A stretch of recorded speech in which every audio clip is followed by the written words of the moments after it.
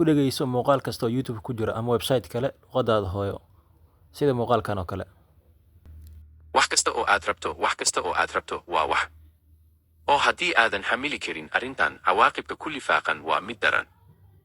ma ku taqaanaa oo ma kula fiican tahay? haddii aadan ahayn way ku jebin doontaa. Haddaba si muuqaalkan oo kale aad ugu tarjunto luqadaada hooyo, marka ugu horreyso soo degso browserka la yiraahdo Quetta, kadibna soo degso extension la yiraahdo Tabin.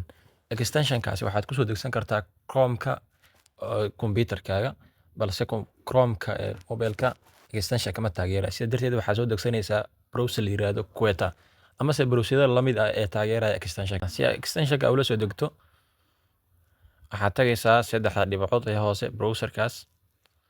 saddexda dhibcood waxaa ku dhufanaysaa extensionka, calaamada ku dhufo, kadibna extensionka manage extension ku dhufo, search extension ku dhufo, kadib waxaad qoraysaa Tabin extension.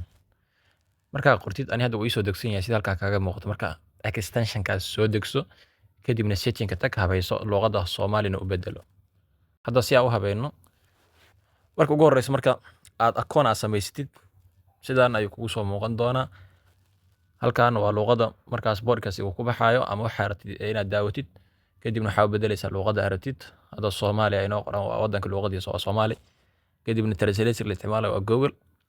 meeshan waxaa ka bedeli kartaa waxa la yiraahdo lab iyo dhadig mid ka rabtid aad ka dhigan kartaa. haddii lab laga dhigo waxay noo joogaan translate mid la yiraahdo Muuse, haddii dhadig laga dhigana waxaa jooga meesha ubax gabar la yiraahdo. haddii codka originalka aad rabtid in wax yar codkiisa la maqlana halka ayaa ka dheerayn kartaa kana gaabin kartaa. haddii aadan rabin gebigiisaba eber aad ka dhigi kartaa. codka lagu tarjumayna weyn aad ka dhigi kartaa mid aad u dheer ama mid gaaban dhexdhexaad inta waa ka dhigan kartaa. halkan subtitle-ka off ayaad ka dhigan kartaa ama se on ayaad ka dhigan kartaa. subtitle-ka size-kiisa cabirkiisana halkaas ayaad ka weyneyn kartaa ood yareyn kartaa. iska weyneyn subtitle sababtoo ah shaashadan ayuu kaa qabsanayaa. okay, marka intaa gaarsiisid marka save setting sidaas ku dhaho, kadibna podcast-ka rabtid sidaas ku daawo.